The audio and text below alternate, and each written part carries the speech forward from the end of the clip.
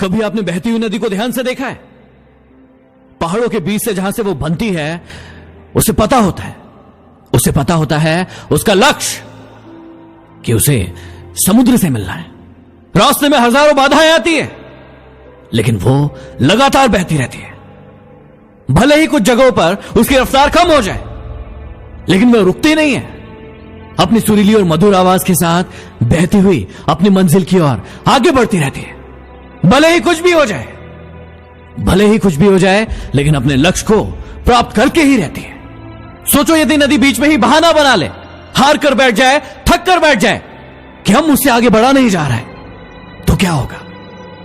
उसका पानी ठहर जाएगा और कुछ ही दिनों के बाद सूख कर नष्ट हो जाएगा। आप सबकी जिंदगी में भी यही हो रहा है। यदि सफल होने के लिए आपने कोई लक्ष्य तय किया है, तो उस लक्ष्य तक पहुंचने के लिए पहली शर्त है कि आपको लगातार अपने लक्ष्य की ओर आगे बढ़ते रहना। यदि कहीं रुके तो असफलता निश्चित है। माना कि अपने लक्ष्य तक पहुंचना आसान काम नहीं होता।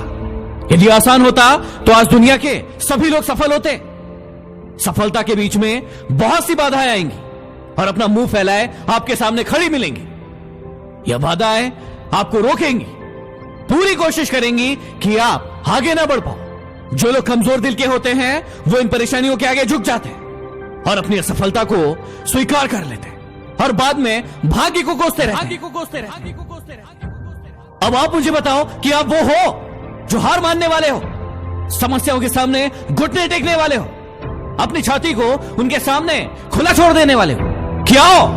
मुझे डराओ, मुझे मार दो, या फिर उठ खड़े होने वाले हो सीना तान के एक नई जंग के लिए, एक नई शुरुआत के लिए, अपने लक्ष्य को प्राप्त करने के लिए, अपनी जिंदगी में हर वो मुकाम पाने के लिए जिसके सिर्फ आप सपने देखा करते थे, जिसके लिए आपका इस धरती पर जन्म हुआ है। हर महान इंसान पहले आपकी तरह ही था। उसे महान बनाया उसकी समस्याओं ने, उसकी चुनौतियों ने, जिनसे उसने लड़ाई की और अपनी जिंदगी में कभी हार नहीं मानी। अब फैसला आपके हाथ। ये जिंदगी एक बार मिली है, इसे कैसे जीना चाहते हो?